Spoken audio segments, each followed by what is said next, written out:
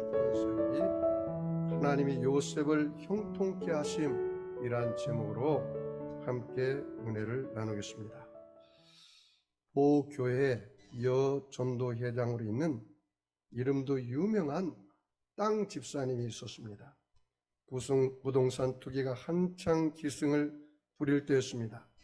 한몫 잡으려는 이 땅 집사님은 여전도 헌신 예배가 있는 줄도 모르고 땅 투기에 혈안이 되어서 이 땅 저 땅, 이 아파트 저 아파트 살려고 온갖 동분서주로 발이 닳도록 돌아다녔습니다. 이윽고 문제의 주일날 여전도 헌신 예배가 시작되었습니다. 그런데도 아무런 준비하지 않은 이 땅 집사님은 급하게 찬송가를 찾아서 사회석에 올랐습니다. 무사히 틀리지 않고 신앙 고백을 했습니다. 이제 찬송을 부르는 시간이었습니다. 거룩하고 아주 정중하게 한마디 했습니다. 우리 모두 찬송가 109동을 부르겠습니다. 여러분, 이게 무슨 일입니까? 그 여선교 회장이 찬송가 109장을 부르겠습니다 이렇게 하는데 온갖 머릿속에 아파트 생각, 땅 생각밖에 없으니까 109동, 아파트 109동을 그냥 부르자고 그렇게 고백하고 만 것입니다. 여러분, 여기서 큰 진리를 깨달아야 합니다. 내가 뭐에 사로잡혀 있고 뭐에 가득 차 있느냐에 따라서 내 생각과 말과 행동이 나온다는 거예요. 여러분 안에는 하나님 말씀이 가득 차시고 성령이 충만하시고 주의 은혜가 넘치시기를 바랍니다. 그래서 여러분의 입이 은혜로운 말, 남을 살리는 말, 남을 격려하는 말, 이런 말로 가득 차야 합니다. 여러분, 이번 코로나19 바이러스 때문에 얼마나 삶이 힘듭니까? 여러분 힘드시죠? 여러분 예수님 안에 있으니까 별로 힘들지 않은 것 같아요. 할렐루야, 감사를 드립니다. 어느 한 여인이 성지순례를 가려고 여행사에 가서 비행기 편을 비롯한 정보를 묻고 안내지까지 가지고 왔습니다. 그녀는 돈도 시간도 의향도 있었습니다. 한 가지 걸리는 것은 과연 이 성지순례가 하나님의 뜻인지 아닌지 문제였습니다. 여인은 고민하면서 뒤척이다가 잠이 들었습니다. 아침에 잠에서 깬 그녀는 성지순례가 하나님의 뜻이라는 확신을 얻었습니다. 이유는 이렇습니다. 그녀가 잠이 깨서 옆에 디지털 시계를 보니 747이라는 숫자가 있었습니다. 빨간색으로 번쩍번쩍했습니다. 보니까 7시 47분이에요. 이것을 747 보잉 비행기를 타고 성지순례를 가라는 거다, 그렇게 생각하고 그는 성지순례를 결정한 것입니다. 여러분, 많은 크리스찬들이 이렇게 마술적인 방식으로 하나님의 뜻을 찾고 있습니다. 얼마나 어리석은 일입니까? 여러분, 하나님의 뜻대로 형통한 삶을 살기를 원하십니까? 그렇다면 여러분은 어떻게 해야 합니까? 하나님의 뜻을 잘 분별해야 합니다. 분별이라는 단어는 시험에서 입증하라는 의미를 포함하고 있습니다. 다시 말하면 마음을 새롭게 하여 변화된 마음으로 하나님 위해 선하시고 기뻐하신 뜻이 무엇인지 그걸 잘 분별해라는 것입니다. 로마서 12장 2절 말씀에 너희는 이 세대를 본받지 말고 오직 마음을 새롭게 함으로 변화를 받아 하나님이 선하시고 기뻐하시고 온전한 뜻이 무엇인지 분별하도록 하라, 그렇게 이야기했습니다. 여러분, 독일의 유명한 신학자요 또 주의 종인 칼 바르트가 이렇게 말했습니다. 하나님의 종들과 평신도 지도자들은 한 손에는 성경을 들여야 되고 한 손에는 신문을 들여야 한다, 그렇게 말했습니다. 여러분이 이 세상을 돌아가는 이치와 이 세상이 어떻게 나아가는지 잘 보면서 하나님 말씀을 조명하여 이 땅을 위해서, 하나님의 나라를 위해서 기도해야 한다는 것입니다. 제가 지난주 9월 9일 수요일 국민일보에 나온 기사를 보고 깜짝 놀랐습니다. 한국중앙자살예방센터 백종우 센터장이 자살을 분석한 결과였습니다. 지금 한국 사회는 코로나 바이러스 감염 여파와 사회적 불안 요소 등으로 자살률이 굉장히 올라갔다는 것입니다. 여러분 놀라지 마십시오. 올해 1월부터 6월까지 자살하여 사망한 숫자가 무려 6,278명입니다. 그러니까 따져보면 한 달에 1,000명 이상 자살한 거예요. 1월 달에 1,041명, 2월 달에 942명, 3월 달에 1,085명, 4월 달에 1,057명, 5월 달에 1,086명, 6월 달에 1,067명, 1월부터 6월까지 총 6,278명이 자살했습니다. 제가 이거를 평균을 하루에 몇 명 자살했는가 통계를 내보니까 35명 이상이 하루에 자살해요. 이야. 그런데 여러분 이것이 6월 달까지 나왔는데요. 7월, 8월 가면 앞으로 보십시오. 더 크게 나옵니다. 왜 그런지 아십니까? 박원순 전 시장이 자살한 날짜가 7월 10일입니다. 그러면 이것은 베르테르 효과라고 말합니다. 유명 연예인, 유명 정치인이 자살하면 모방 자살, 따라서 자살, 자기와 동일시한 것을 삼아서 자살하는 통계가 나오면 더 많아진다는 것입니다. 여러분 2020년 9월 12일 0시 기준으로 제가 조사해 보니까 코로나19로 말미암아 확진받은 사람은 22,055명, 완치 18,029명, 치료 중인 사람 3,671명, 사망한 사람 355명입니다. 지금까지 코로나로 죽은 사람이 355명이에요.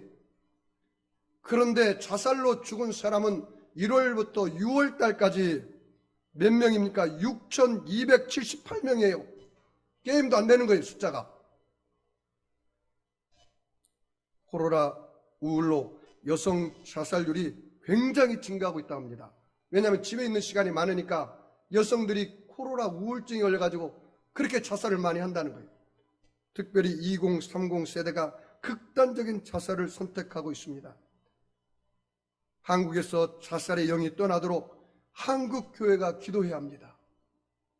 여러분 요한복음 10장 10절에 도적이 온 것은 도둑질하고 죽이고 멸망시키려는 것뿐이거니와 내가 온 것은 양으로 생명을 얻게 하고 더 풍성히 얻게 한다 했습니다.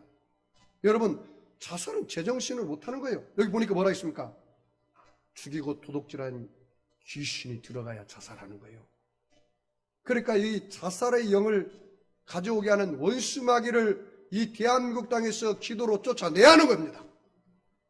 우리 사명이에요. 여러분 이와 같이 희망이 없다고 외치며 자살하는 나라 OECD 국가 중에 자살률 1위인 한국에 소망이 없습니다. 여러분 이 한국 땅에 소망을 가져올 수 있는 유일한 방법은 무엇입니까? 바로 예수님이 이 땅의 소망입니다. 믿으시면 아멘 하겠습니다. 이 땅에 예수 그리스도의 복음을 전해야 합니다. 절망의 나라에 소망의 나라가 되어야 합니다. 예수 그리스도의 복음을 전해서 정말로 세상 사람들이 그리스도의 발 앞에 무릎을 꿇고 예수 그리스도가 우리의 소망이요, 예수 그리스도가 우리의 생명이요, 예수 그리스도가 우리에게 능력이요, 이 세상 자살하는 이 세상 가운데 자살의 영이 떠나가고 소망과 생명을 주는 역사를 가져오기 위해서 우리가 기도해야 합니다. 자, 그럼 여러분 우리가 하나님의 주권이 세워지면 우리가 이 세상을 원망하고 불평하지 않습니다. 하나님의 주권이 세워지지 않는 사람이 남편 탓, 아내 탓, 환경 탓, 원망, 불평하는 것입니다. 요셉은 하나님의 주권이 세우자 요셉의 삶 속에 하나님이 일하기 시작합니다. 그래서 요셉은 하나님께서 함께 하셔서 요셉의 일생을 형통케 하십니다. 요셉은 신앙의 4대 신앙의 명문입니다. 신앙 1대 아브라함, 2대 이삭, 3대 야곱, 신앙의 4대 요셉입니다. 요셉의 삶은 한마디로 하나님이 함께 하셔서 하나님의 은혜로 하나님이 다 하셨다는 것입니다. 요셉은 아버지 야곱의 편의 사랑으로 말미암아 형들의 시기와 질투로 말미암아 애굽의 노예로 팔렸습니다. 낯설고 물설은 곳에 노예 생활하자니 부모님 생각과 고향 생각이 얼마나 간절했겠습니까? 더구나 그 당시에는 한 번 종으로 팔리면 일생을 종으로 마쳐야 합니다. 그러니 얼마나 기가 막힌 자기 처지겠습니까? 그러나 요셉은 머슴 생활을 하면서도 한 번도 형들을 원망하거나 불평한 적이 없습니다. 요셉은 머슴 생활을 열심히 일을 했습니다. 17살에 팔려서 건 10년 이상 27세까지 될 때까지 머슴 생활을 하는데 최선을 다해서 머슴 생활을 했습니다. 요셉은 적극적인 마음으로 집안일을 돌봤습니다. 열심히 요셉의 일을 하자 요셉의 그 열심을 통해서 하나님의 은혜를 주어 보디발의 집의 형편이 좋아지기 시작했습니다. 하나님 어떤 사람과 함께 하시며 형통하게 하십니까? 성실한 사람입니다. 요셉은 성실한 사람이었습니다. 하나님이 요셉과 함께 하시어 은혜를 주시고 보디발의 집이 복을 받게 하셨습니다. 보디발도 하나님이 요셉과 함께 하는 것을 보았습니다. 그래서 보디발은 자기 집안의 모든 정권을 다 요셉에게 맡겼습니다. 이제 요셉은 보디발의 집에 가정 총무가 됐습니다. 얼마나 성실하게 일을 했던지 그 가정 주인 보디발이 인정하고 온 사람들에게 인정을 받았습니다. 여러분, 이 시 대장은 지금으로 말하면 대통령 경호실장과 같은 사람입니다. 보디발의 집에서 하나님이 요셉을 형통하게 하셨습니다. 요셉이 보디발의 집에 있을 때 하나님은 요셉을 어떻게 보호하셨습니까? 하나님이 요셉과 함께하면서 형통케 하심으로 요셉을 보호했다는 것입니다. 그리고 여러분, 집주인 보디발은 이렇게 말을 했습니다. 야, 요셉아, 내가 너를 보니 너는 하나님이 함께하는 사람이다. 하나님이 요셉과 함께함으로 너가 형통한 것을 내가 보았다. 그렇게 고백하지 않습니까? 여러분, 창세기 39장 2절로 3절을 다 같이 읽겠습니다. 창세기 39장 2절로 3절 다 같이 읽습니다. 여호와께서 요셉과 함께 하심으로 그가 형통한 자가 되어 그의 주인 애굽 사람의 집에 있으니 그의 주인이 여호와께서 그와 함께 하심을 보며 또 여호와께서 그의 범사에 형통케 하심을 보았더라. 그렇게 말씀하고 있습니다. 여기 보니까요, 여호와께서 요셉과 함께 하심으로 그가 형통한 자가 되었더라. 그렇게 말하고 있습니다. 다시 바꿔서 말하면 오늘 우리가 어디에 사느냐가 그렇게 중요한 문제가 아닙니다. 단순한 삶의 터전을 옮겼다는 사실 때문에 새로운 곳에 삶의 의미와 만족을 주지 못하고 또 우리의 삶의 풍성함이 없기 때문에 많은 사람들이 절망과 낙심과 불안 속에 살아가는 우리 이웃들이 얼마나 많이 있습니까? 그런데 본문은 우리가 어디에 사느냐가 문제가 아니라 어떻게 사느냐가 문제라는 것입니다. 우리가 어떠한 환경에 처하면 많은 사람들이 대부분 그 어려운 고난과 역경이 다가오면 나무 탓하고 아내 남편 탓하고 자식 탓하고 환경 탓하고 친구 탓하고 또 사회 탓하고 직장 탓하고 결국에는 나라와 민족을 탓하는 사람이 얼마나 많이 있습니까? 그런데 여러분, 모든 조건을 감사로 받아들이면 여러분이 버릴 것이 없습니다. 하나님 요셉과 함께 하심으로 요셉은 언제나 하나님이 함께 하심을 믿고 성실하게 살았습니다. 하나님 요셉과 함께 하심으로 요셉의 머슴살이는 가정 총무가 되고 그리고 하나님의 영광이 드러나는 삶을 살게 된 것입니다. 그러므로 사랑하는 성도 여러분, 우리가 어디에 사느냐 그 사실에 너무 신경 쓰지 마십시오. 우리가 더 물어야 할 질문은 나는 오늘 어떻게 살고 있는가? 하나님이 내게 허락한 이 환경, 이 삶의 자리에서 나는 정말로 성실하게 최선을 다하고 살고 있는가? 라는 것을 내 자신에게 자문해 보아야 합니다. 여러분, 이방인인 보디발이 요셉을 보고 깜짝 놀란 것입니다. 아, 이 요셉이라는 사람은 종이지만 보통 사람이 아니다. 하나님이 함께하고 하나님께서 이 요셉을 통해서 우리 가정에 복을 주는구나. 정말 요셉이라는 사람은 성실한 사람이구나. 그걸 깨달은 것입니다. 그래서 그 보디발이 그 종으로 온 그 요셉을 가정 총무로 삼은 것입니다.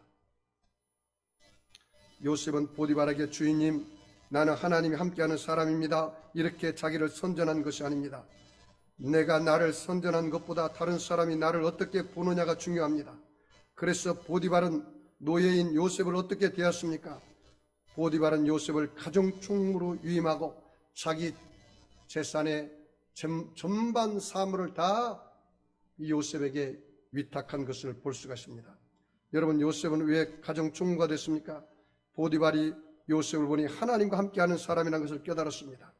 또 한 가지는 이 요셉은 하나님이 함께함으로 다른 사람들에게도 또 은혜를 입게 하는 사람이었습니다. 잠언에 보면은, 잠언 3장에 보면은 하나님이여 우리가 하나님께 은혜를 입고 또 사람들에게도 은혜를 입게 해주세요, 이렇게 기도한 내용이 있습니다. 보디발이 요셉에게 자기 집안의 모든 소유를 위탁한 때부터 놀라운 복이 보디발의 집에 임했습니다. 여호와 하나님이 요셉을 위하여 보디발의 집과 밭에 있는 모든 소유에 복을 주셨습니다. 창세기 39장 5절에 그가 요셉에게 자기 집과 그의 모든 소유물을 주관한 때부터 여호와께서 요셉을 위하여 그 애굽 사람의 집에 복을 내리심으로 여호와의 복이 그의 집과 밭에 있는 모든 소유에 미친지라 라고 말했습니다. 여기 보니까 여호와께서 요셉을 위하여 애굽 사람의 집에 복을 내리셨다라고 말했습니다. 하나님께서 보디발을 위하여 보디발의 집에 복을 내리는 것이 아니라 요셉을 위하여 보디발의 집에 복을 주었다는 사실입니다. 여러분이 이걸 깨달아야 합니다. 이 송도 세계력교회는 여러분 때문에 송도 세계력교회가 복을 받았습니다. 여러분이 가정에 들어가면 여러분 때문에 가정이 복을 받은 것입니다. 여러분이 직장에 들어가면 여러분 때문에 직장이 복을 받은 것입니다. 여러분이 사업을 하면 여러분 때문에 사업이 잘 되는 것입니다. 그런 의식이 있어야 돼요. 여러분의 직장 상사가 여러분을 보고 이렇게 고백해야 합니다. 당신은 우리 직장에 없어서는 안 될 사람이요, 당신 때문에 하나님이 우리 직장에 복을 내리시는 모양이요, 이렇게 고백하는 그 고백을 드려야 합니다. 그래서 세상 사람들에게도 그리스도의 영향력을 끼치고 세상 사람들이 그리스도의 발 앞에 무릎 꿇게 하고 주님 앞에 돌아오도록 해야 합니다. 요셉 한 사람의 삶을 통해서 영향력을 끼치는 삶을 살았습니다. 요셉이 하나님을 의지하고 성실하게 일하자 여호와의 복이 보디발의 집과 그 밭에까지 임한 것입니다. 하나님은 감옥에서도 요셉과 함께 하였습니다. 요셉은 감옥 생활에도 성실한 죄수였습니다. 하나님은 요셉의 간수장에게도 은혜를 받게 하셨습니다. 요셉의 일생을 보면 하나님이 다 하셨습니다 라는 고백입니다. 신앙의 4대 명문 가문이 되면 하나님이 다 하십니다. 창세기 39장 21절에 여호와께서 요셉과 함께 하시고 그에게 인자를 더하사 간수장에게 은혜를 받게 하시며 그랬습니다. 요셉이 하나님이 함께 하니까 간수장에까지도 은혜를 받게 하셨다는 거예요. 요셉은 간수장의 은혜를 입어서 이제는 감옥에 있는 총무가 되고 말았습니다. 간수장이 요셉에게 맡긴 일은 요셉이 얼마나 성실하게 깔끔하게 완벽하게 일을 해냈는지 간수장이 일을 맡기고 나서는 확인조차도 하지 않았습니다. 오늘 말씀 보니까 창세기 39장 23절에 간수장은 그의 손에 맡긴 것은 무엇이든지 살펴보지 아니하였으니 이는 여호와께서 요셉과 함께 하심이라. 여호와께서 그를 범사에 형통하게 하셨더라. 그러니까 여기 보십시오. 요셉이 보디발의 집에 들어갔을 때는 요셉 때문에 보디발의 집이 복을 받고 형통하게 되고, 요셉이 감옥에 들어갈 때는 요셉 때문에 감옥이 형통하게 되었다는 거예요. 요셉의 일생을 보면 성경 곳곳에 따라다니는 말이 있습니다. 그것은 다름이 아니라 여호와께서 그를 범사에 형통하게 하셨더라 라는 것입니다. 저를 한번 따라 써볼까요? 여호와께서 범사에 나의 삶에 형통하게 하셨더라. 할렐루야.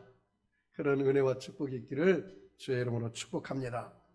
여러분, 하나님은 어떤 사람과 함께 하시며 형통하게 하십니까? 말씀의 사람입니다. 요셉은 말씀의 사람이었습니다. 하나님 요셉과 함께하여 형통한 자가 되었습니다. 요셉은 용모가 빼어나고 아름답다고 했습니다. 그래서 보디발의 아내가 잘생긴 요셉을 보고 자꾸 유혹하기 시작했습니다. 그러나 요셉은 절대로 자기 주인을 배신할 수가 없었습니다. 요셉이 가정 총무로 잘 나갈 때 유혹받았습니다. 여러분 깨달으십시오. 언제 유혹이 다가옵니까? 잘 나갈 때, 성공할 때, 출세할 때, 먹고 살만할 때, 이제 섰다고 생각할 때, 이만하면 됐다고 생각할 때 반드시 마귀가 신방 와서 유혹하기 시작하는 것입니다. 인생을 살다 보면 여러 가지 유혹을 받게 됩니다. 돈의 유혹, 물질의 유혹, 쾌락의 유혹, 명예 권력의 유혹이 우리 삶에 다가옵니다.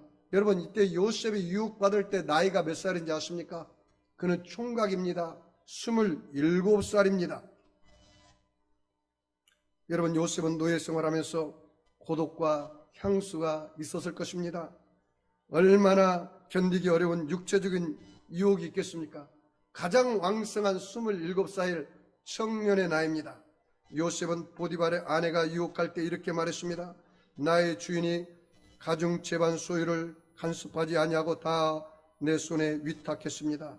이 집에는 나보다 큰 이가 없으며 주인이 아무것도 내게 금하지 아니하였어도 금한 것은 당신뿐이니 당신은 자기 아내입니다. 그런즉 내가 어찌 이 큰 악을 행하여 하나님께 죄를 지으리까? 라고 유혹을 거절했습니다. 요셉은 하나님의 언약의 말씀을 붙잡고 죄를 멀리하고 죄를 미워하고 유혹을 단호하게 거절한 것입니다. 요셉은 말씀의 사람이었습니다. 요셉은 말하기를 내가 어찌 이 악을 행하여 하나님 앞에 범죄하리까? 라고 얘기한 것입니다. 말씀을 붙잡고 하나님 말씀을 붙잡고 죄를 미워하고 죄를 멀리하고 그 바로의 아내의 유혹을 거절한 것입니다. 하나님은 두렵고 경외함으로 섬긴 것입니다. 시편 2편 11절에 여호와를 경외함으로 섬기며 떨며 즐거워할지다 라고 말했습니다. 요셉의 신앙은 실로 말씀에 근거하고 있었습니다. 요셉은 하나님의 약속의 말씀을 붙잡고 인생 끝까지 산 것을 볼 수 있습니다. 창세기 50장 24절 25절에 요셉이 그의 형제들에게 이르되 나는 죽을 것이나 하나님이 당신들을 돌보시고 당신들을 이 땅에서 인도하여 내사 아브라함과 이삭과 야곱에게 맹세하신 땅에 이르게 하시리라 하고 요셉이 또 이스라엘 자손에게 맹세하여 이르기를 하나님이 반드시 당신들을 돌보시리니 당신들은 여기서 내 해골을 메고 올라가겠다 하라 하였더라 라고 말했습니다. 요셉은 하나님이 약속한 땅에 이르게 하실 것이라고 그 언약의 말씀을 붙들고 확신하며 인생 말년까지 살았다는 것입니다. 요셉은 어떻게 이 사실을 확신할 수가 있었습니까? 그것은 그의 조상 아브라함을 통하여 계속해서 내려온 하나님의 언약의 말씀을 붙들었던 것입니다. 창세기 15장 13절 이하에 여호와께서 아브라함에게 이르시되 너는 반드시 알라 내 자손이 이방에서 객이 되어 그들을 섬기겠고 그들은 400년 동안 내 자손을 괴롭히리니 그들이 섬기는 나라를 내가 징벌할지며 그 후에 내 자손이 내 재물을 이끌고 나오리라. 너는 장수하다가 평안히 조상에게로 돌아가 장사될 것이요 내 자손은 4대 만에 이 땅에 돌아오리니 아모리 족속의 죄악이 아직 가득 차지 아니함이니라 하셨더라. 그렇게 말하고 있습니다. 이 말씀 아브라함은 그 아들 이삭에게, 이삭은 그 아들 야곱에게, 야곱은 그 아들 요셉에게 계속해서 언약의 말씀을 전해준 것입니다. 요셉은 그 후손들에게 언약의 말씀대로 가나안 땅으로 돌아가야 한다고 이야기한 것입니다.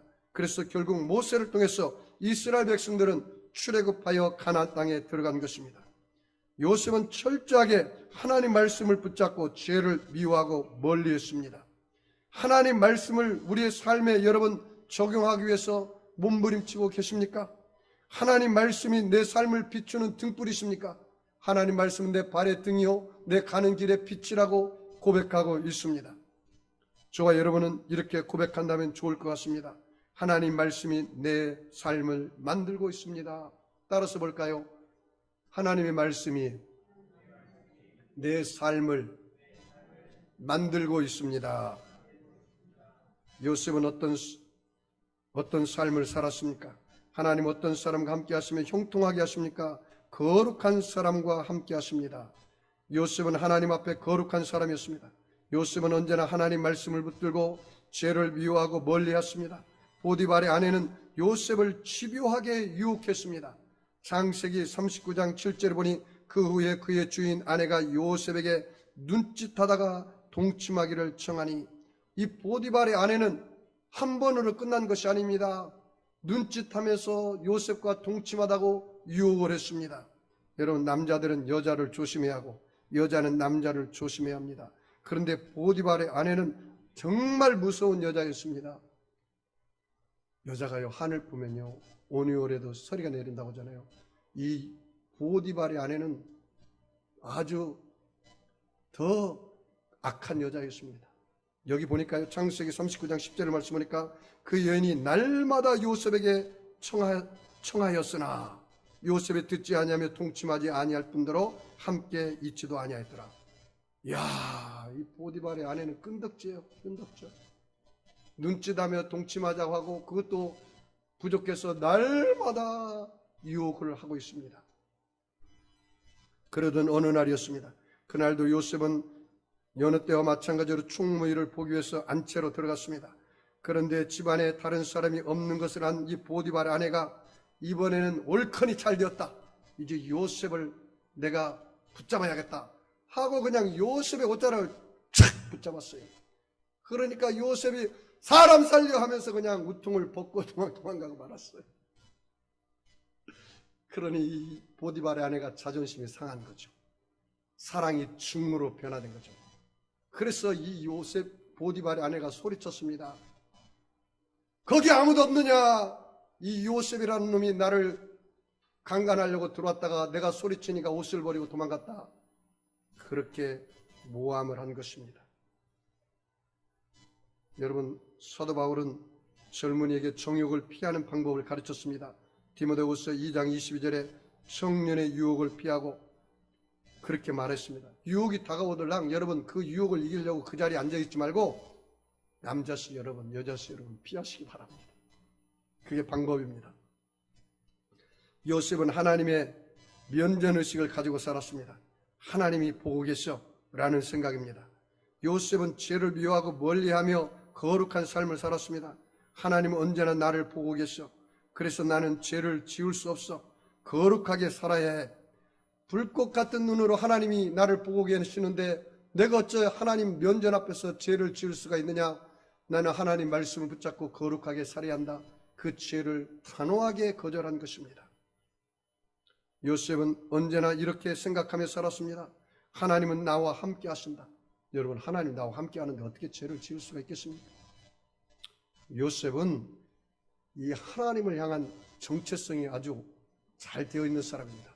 그 말은 무슨 말이냐? 하나님 앞에 주권이 세워진 사람이에요. 내 인생의 주인이 내가 아니라 하나님이라는 사실입니다. 그래서 요셉은 나는 하나님 안에서 하나님의 자녀가 되었어. 나는 내 안에 성령님이 나와 함께 하시기 때문에 늘 예수님이 나와 함께 하셔. 나는 예수님 안에서 예수님으로 말미암아 영혼육이 치료받은 나는 자화상이 있어.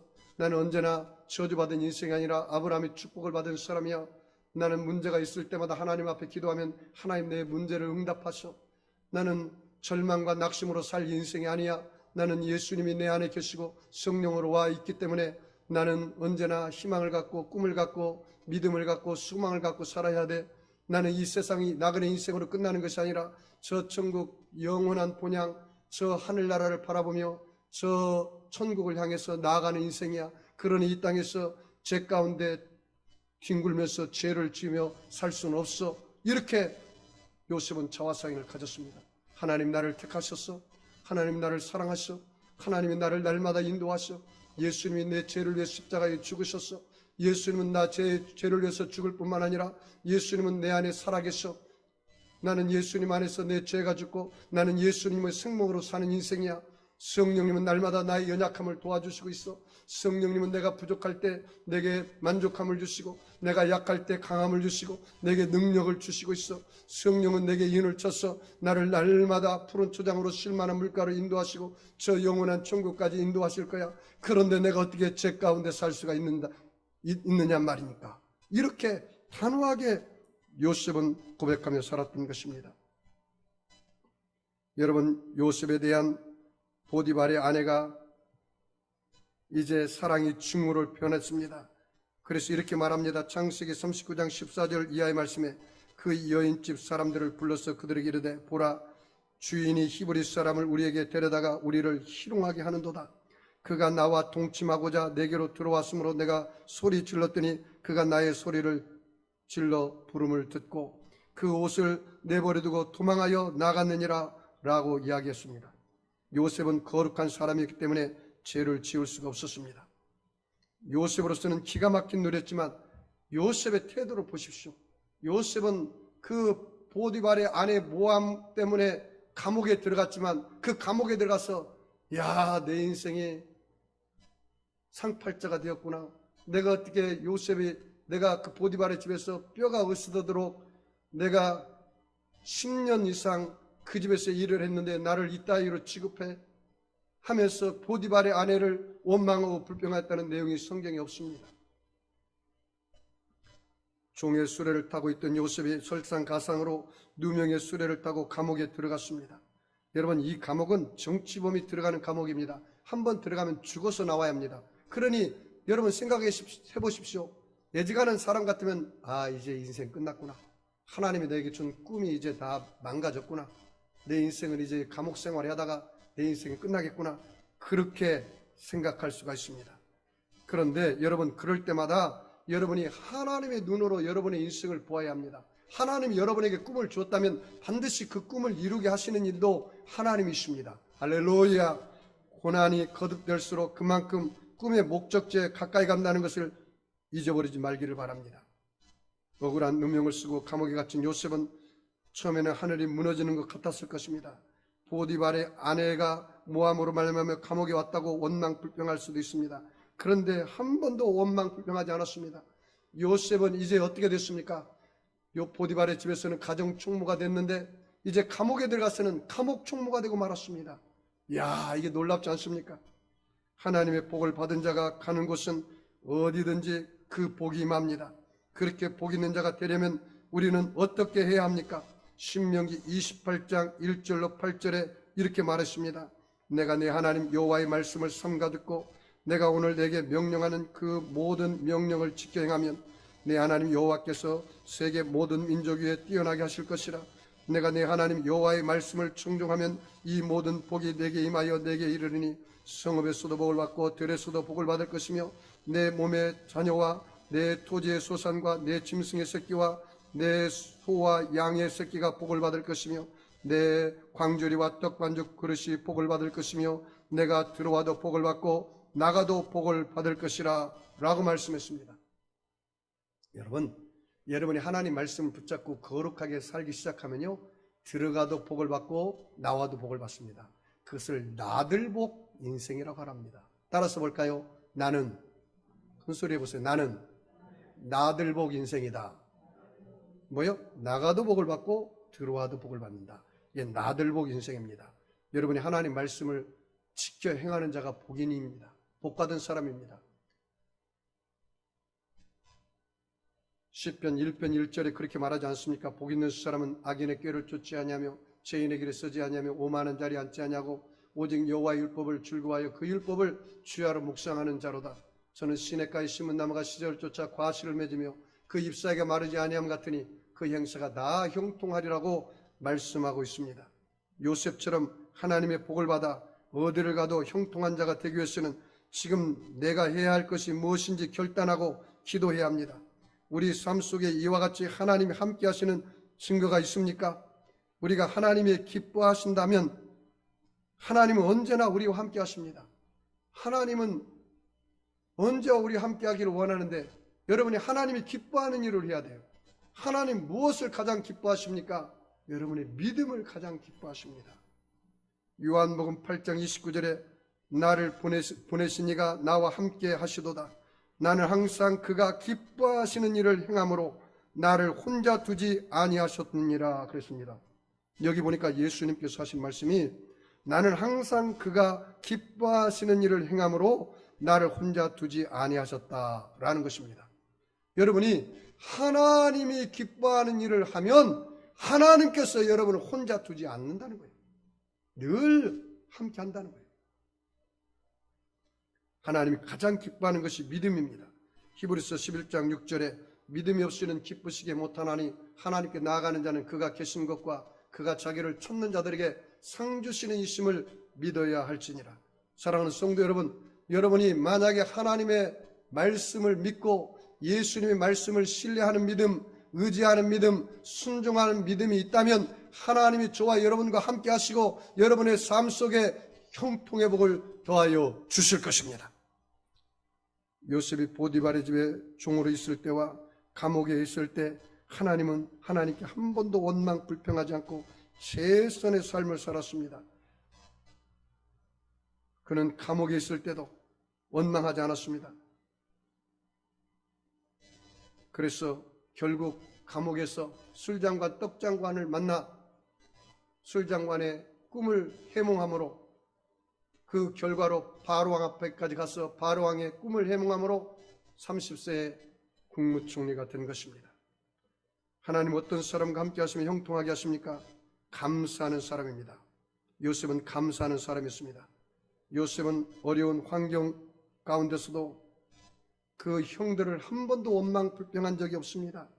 그는 감옥에서도 원망 불평한 적이 없습니다. 항상 감사한 것을 볼 수가 있습니다. 오늘 우리의 삶에 있어서 여러분은 절망하고 있다면 여러분이 어떻게 살아야 합니까? 여러분 혼자라고 생각합니까?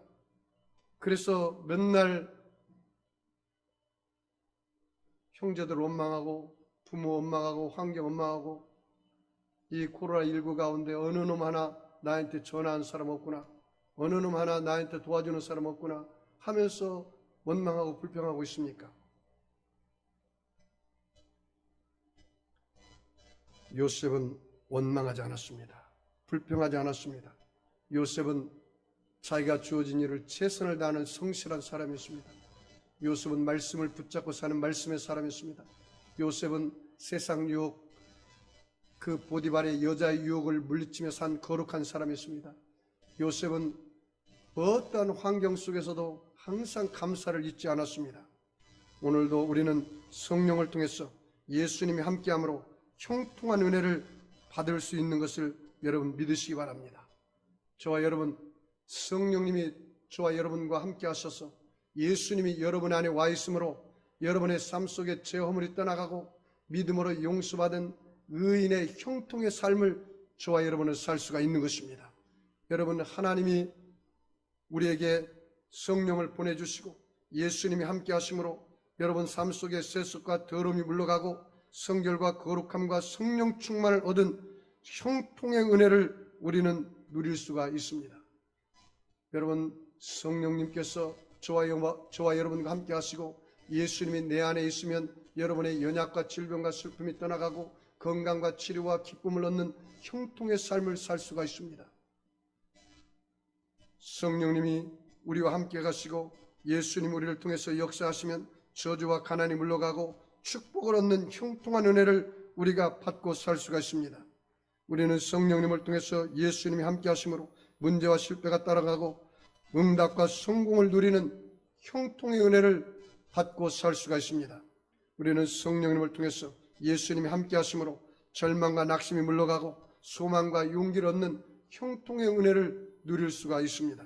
우리는 성령님을 통해서 예수님이 함께함으로 사망과 지옥과 엄부가 사라지고 부활 영생 천국을 얻는 형통의 은혜를 누릴 수가 있는 것입니다. 우리는 하나님의 주권을 세워 나가면서 살아야 합니다. 어떻게 하면 우리가 하나님의 주권을 세워 나갈 수가 있겠습니까? 오늘 본문을 통해서 요셉에게 배워야 할 것이 있습니다. 요셉은 고난과 역경을 통해서 하나님의 주권이 세워졌습니다. 요셉은 성실한 사람이었습니다. 요셉은 말씀의 사람이었습니다. 요셉은 하나님 앞에 거룩한 사람이었습니다. 요셉은 감사하는 사람이었습니다. 요셉은 하나님이 주신 꿈을 잃지 않고 찾는 사람이었습니다. 요셉은 형들을 용서하는 용서의 사람이었습니다. 요셉은 절대 긍정의 믿음을 갖고 이 모든 것이 합하여 선이 될 것을 믿는 믿음으로 살았던 사람입니다. 요셉은 자기 삶 앞에서 하나님의 절대 주권을 인정하며 살았습니다. 하나님이 내 삶의 주인이라고 고백하며 살았습니다. 그렇다면 사랑하는 성도 여러분, 이번 한 주간 어떻게 살아야 합니까? 결단하는 시간을 가지십시오. 사랑하는 성도 여러분, 하나님의 주권을 세우고 성령의 인도함을 받고 형통한 은혜를 받으려면 저와 여러분이 하나님 앞에 성실한 사람이 되십시오. 작은 것부터, 할 수 있는 것부터 최선을 다하십시오. 여러분, 말씀의 사람이 되십시오. 말씀을 따라가야지 환경이나 감각이나 경험이나 내 생각을 따라 살아가지 마십시오. 여러분, 거룩한 사람이 되십시오. 조그마한 유혹에도 넘어지는 그런 인생을 살지 마시고 하나님 말씀을 붙잡고 어떠한 유혹에 다가와도 단호하게 대적하고 그 자리를 피하십시오. 여러분, 감사하는 사람이 되십시오. 감사하면 버릴 것이 없습니다. 요셉처럼 꿈의 사람이 되시고 용서의 사람이 되시고 절대 긍정의 믿음의 사람으로 나가시기를 바랍니다. 요셉의 인생은 하나님이 다 하셨습니다. 이제부터 여러분 자신의 능력을 보지 말고 하나님의 능력을 보십시오. 누가복음 18장 27절에 무릇 사람이 할 수 없는 것을 하나님은 다 하실 수 있느니라 말했습니다. 하나님이 뿌리신 씨앗이 우리 안에 뿌리를 내리고 마음밭에 옥토를 바꾸면 여러분 열매 맺게 되는 것입니다. 하나님 요셉과 함께하여 형통하게 하신 것처럼 하나님이 어떤 방법으로 이루실지는 우리가 알 수 없습니다. 그러나 하나님께 우리가 모든 것을 맡기고 기대하면 하나님이 일하기 시작합니다. 하나님께 모든 것을 맡기고 믿기만 하면 하나님은 알아서 돌보고 해결해 주십니다. 하나님은 인간이 할 수 없는 일을 하시고 인간의 다른 방법을 사용하셔서 자연의 법칙을 얽매이지 않고 하나님의 뜻을 이루어나가는 것을 우리가 볼 수가 있습니다. 하나님의 자녀인 우리의 비전에는 한계가 있을 수 있습니다. 하늘에 계신 아버지께서 주시는 놀라운 복을 여러분 그러나 바라보십시오. 우리가 할 일은 믿고 인생의 큰 비전을 품고 믿음과 기대로 살며 하나님의 눈으로 저와 여러분을 바라봐야 합니다. 우리가 해야 할 일은 여러분 불가능해 보이는 그 환경과 여건을 바라보는 것이 아니라 전능하신 하나님, 사람으로는 할 수 없으나 하나님으로는 할 수 있는 그것을 믿음의 눈으로 바라보고 나아가야 합니다. 에베소 1장 3절에 그리스도 안에서 하늘에 속한 모든 신령한 복을 우리에게 주시되 그랬습니다. 이 구절은 과거 시제로 되었습니다. 하나님이 이미 복을 주셨다는 것입니다. 하나님이 이미 성공에 필요한 모든 것을 우리 안에 넣어 두셨다는 것입니다. 이미 소유한 것을 어떻게 활용해야 할지 것은 우리의 몫입니다.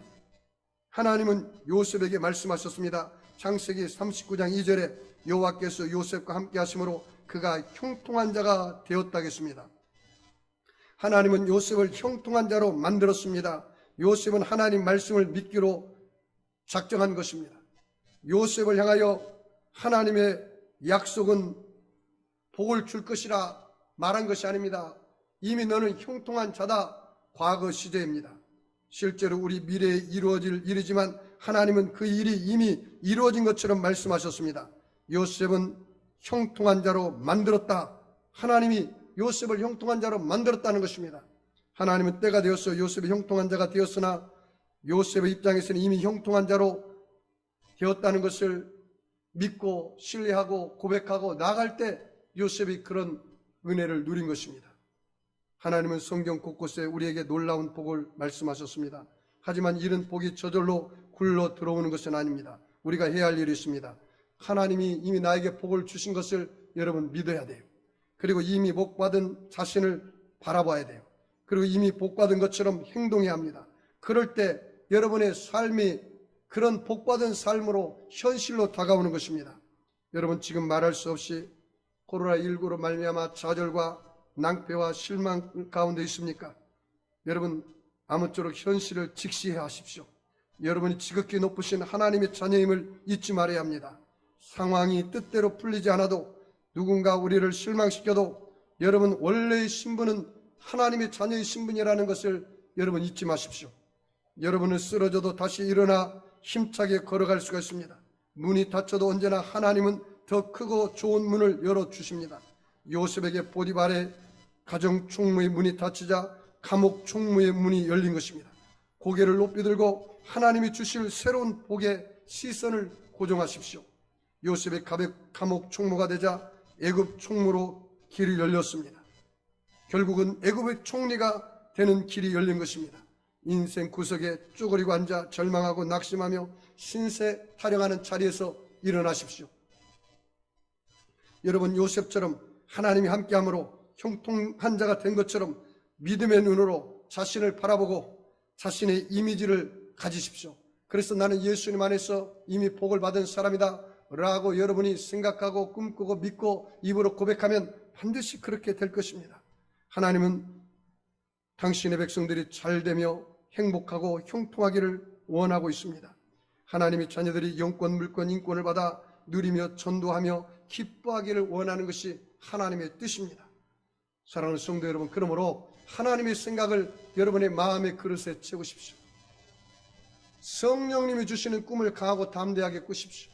예수님의 말씀을 신뢰하는 믿음, 의지하는 믿음, 순종하는 믿음을 가지십시오.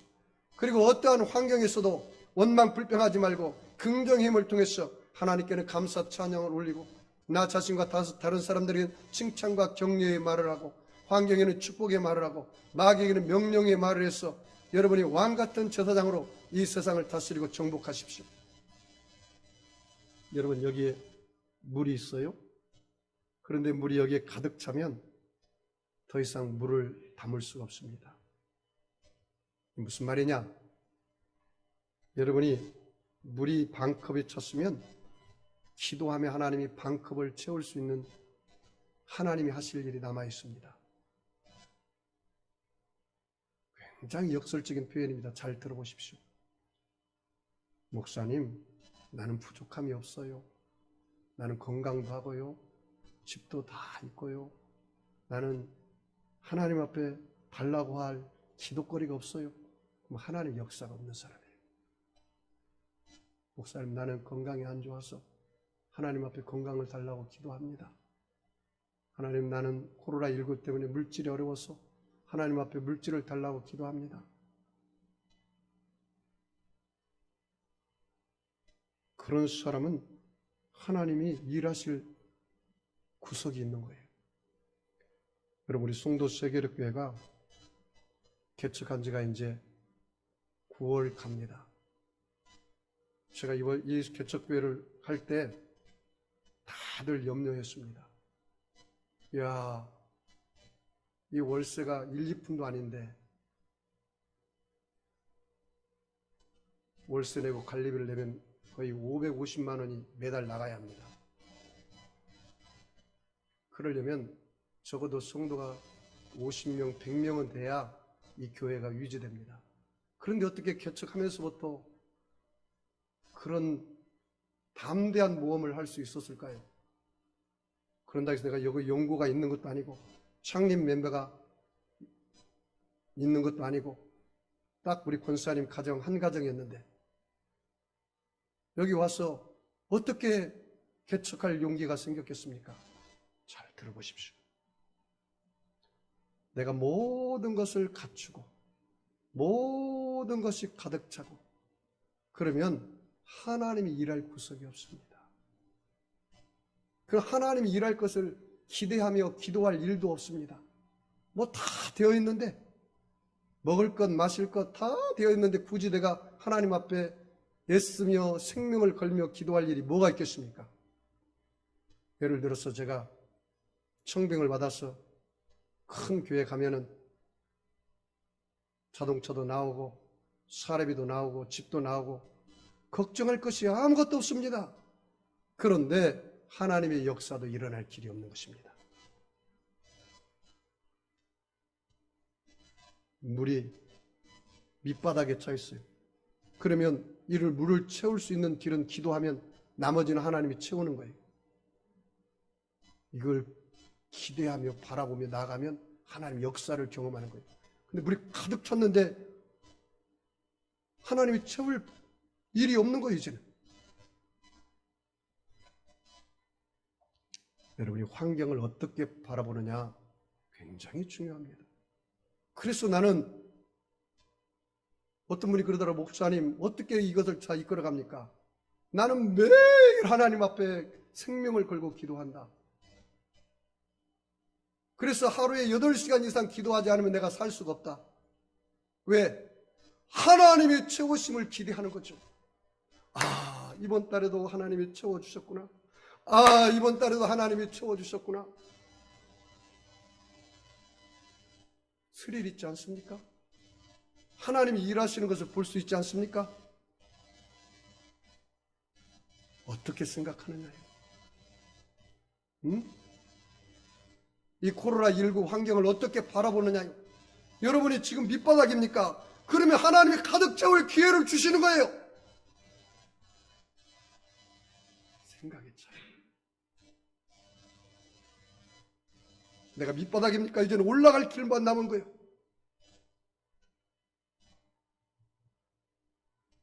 하나님이 나와 함께하고 하나님이 나와 동행한다면 야! 한번 기도해보자. 정말 하나님 어떻게 역사하는가? 나는 매일매일 그걸 바라보고 살아요. 매달 바라보며 하나님 앞에 기도하며 나아가는 거예요.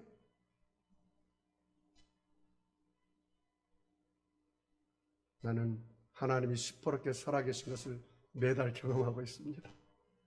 할렐루야. 사랑하는 성도 여러분, 여러분 배짱 있게 사십시오. 담대하게 사십시오. 부족합니까? 더 감사하세요. 하나님이 채울 일이 많으셔. 기도하면 돼 이제는. 네? 물이 3분의 1 찼으면 더 감사하세요. 왜? 3분의 1 하나님이 채울 거 아니에요.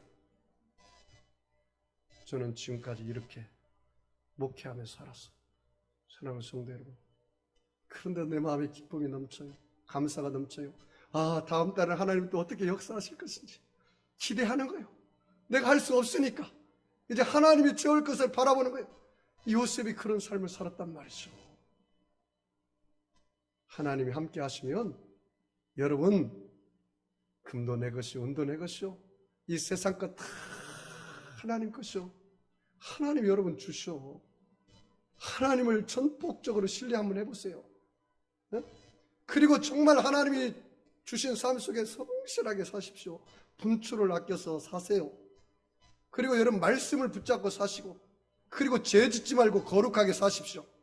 세상 사람과 똑같이 살면서 하나님 복 달라고 하면 하나님 복 주겠습니까? 하나님 어떻게 함께 할 수가 있겠습니까? 더러운 사람하고. 하나님은 거룩한 하나님인데 내가 거룩하니 너희도 거룩하라고 했잖아요. 그리고 맨날 입에서 원망 불평하는 사람은 어떻게 하나님 함께 하면서 형통하게 할 수가 있겠어요? 절대 긍정, 절대 감사. Only Jesus, only peace, only Holy Spirit, only God, only things.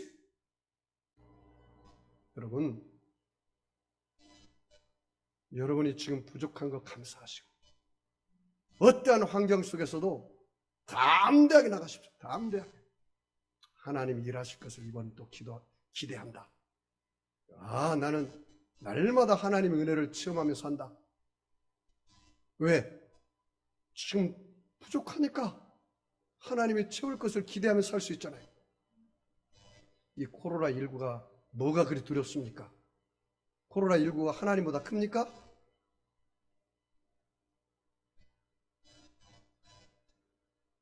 코로나보다 죽은 사람보다 자살로 죽은 사람이 많단 말이죠.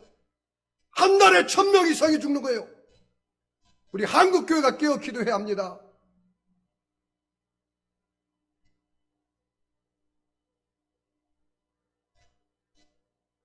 (20대) (30대가) 우울증으로 자살하고 있습니다. 정말 여러분 인생 기름 준비하는 깨어 준비하는 5처녀가 되어서 예수님 맞이할 준비해야지 세상에 잠이 들어서 살면 아니 됩니다. 사랑하는 성도 여러분, 저는 이 설교를 마치면서 이 설교를 준비하면서 내 마음이 너무 아팠습니다. 이 대한민국에 요셉과 같은 사람이 없다는 말인가? 요셉이 가는 곳마다 형통했다는데, 아니 요셉과 같은 사람이 정부 요직에 들어가면, 국회에 들어가면 국회가 형통하고, 법원에 들어가면 저 검찰이 형통하고, 기업가가 들어가면 기업이 형통하고, 직장에 들어가면 직장이 형통하고, 교회에 들어가면 교회가 형통할 텐데 요셉과 같은 사람이 없단 말인가? 나라도 요셉과 같은 사람이 되어야겠다.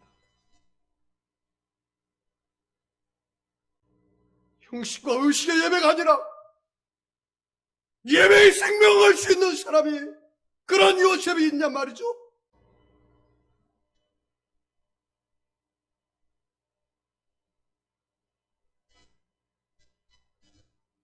한국교회가 다시 일어나야 합니다. 이 조그마한 개척교회에서 이렇게 부르짖고 기도하는데, 다른 교회뿐만 아니라 한국교회가 다시 한번 회개의 강물이 되어서 기도권을 내려놓아야 합니다.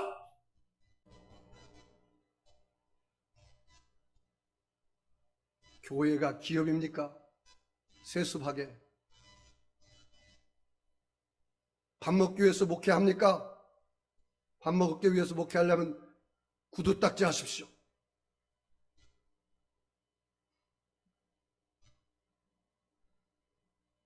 여러분, 우리가 정말 기도하십시다. 기도하면 하나님의 역사가 이 나라의 민족교회, 한국교회에 일어나서 앞으로 통일될 조국을 맞이할 것입니다.